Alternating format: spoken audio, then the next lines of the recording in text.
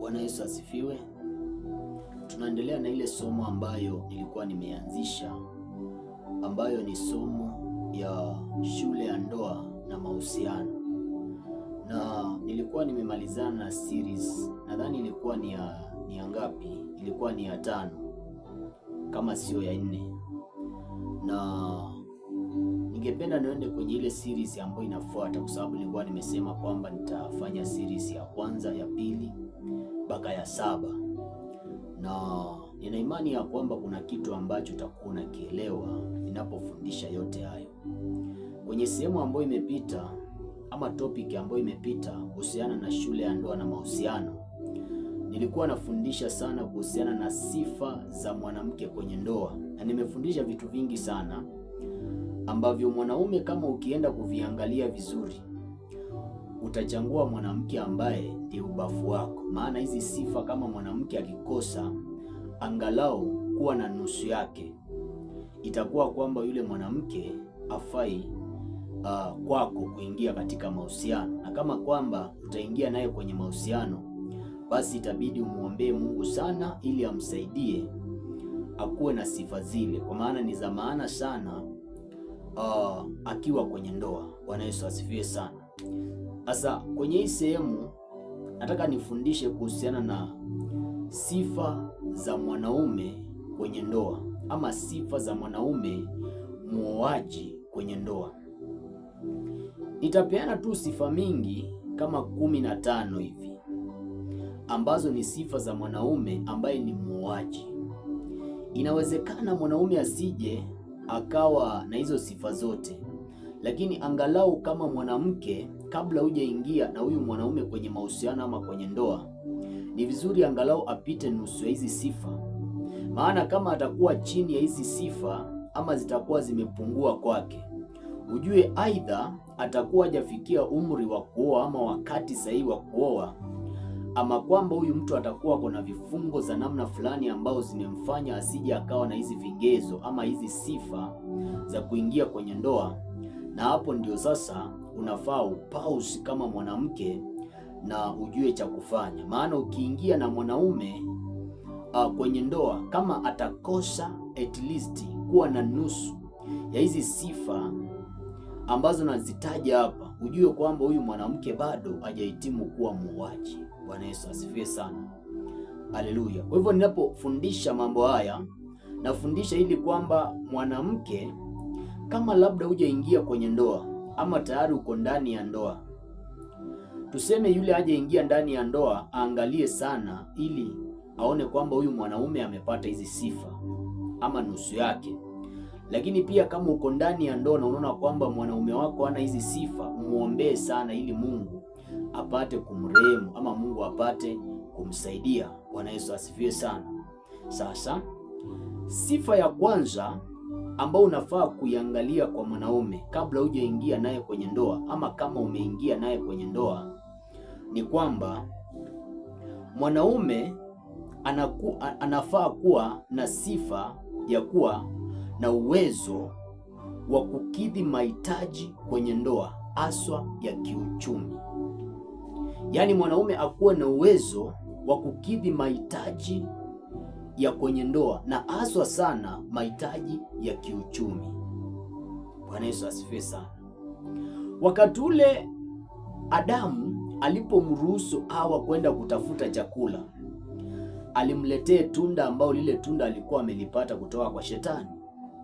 Kwa hivyo ina maana kwamba ukimruhusu mwanamke akuwe ndiye atakuwa anatafuta chakula akuletee kama mwanaume, kuna siku atakuletea chakula ambacho amepewa na Shetani. Watu wengine ambao unawaonanga kwenye hii dunia ni watu ambao ni mashetani ndani yao. Ndio maana Yesu wakati fulani akasema, enyi kizazi cha nyoka, ni nani aliyewaonya kwamba mnaweza kuikwepa hukumu ya Jehanamu? Kwenye kile kitabu cha Mathayo nadhani 23 kule Yesu ameongea maneno yale, lakini pia Yohana Mbatizaji amewahi kuongea maneno yale.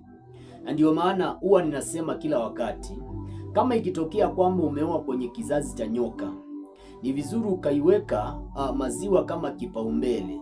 Maziwa iwe karibu, ili kwamba kama huyu nyoka atakuja kukuuma, uhakikishe kwamba unaweza ukaimbembeleza ile sumu angalau kwa maziwa. Sijui kama anaeleweka.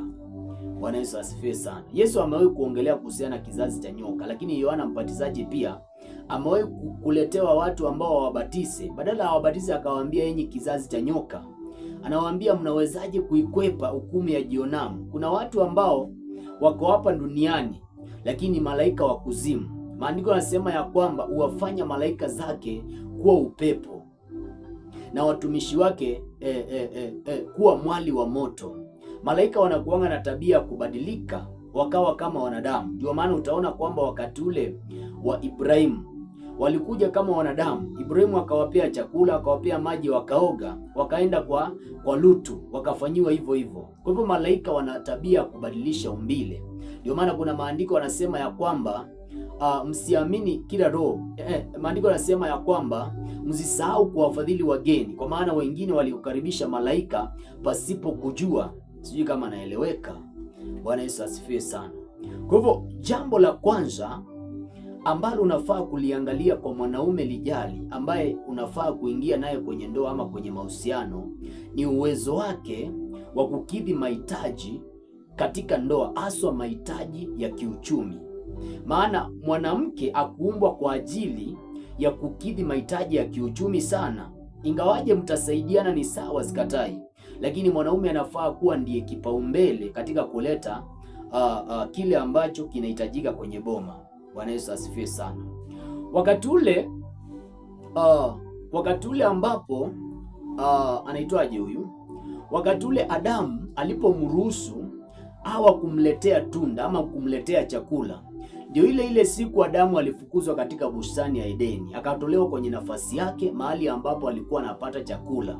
Kwa hivyo wakati ule ambapo utaruhusu mwanamke alete chakula kwenye nyumba, kuna uwezekano akawa ndiyo sababu ya kukutoa kwenye nafasi yako ya ndoa, kwenye nafasi yako ambao Mungu amekuweka. Sijui kama naeleweka. Lakini pia siku ile ambapo Adamu alipomruhusu Hawa amletee chakula, ndio ile siku ambao Mungu, uhusiano wa Adamu na Hawa na Mungu uliharibika.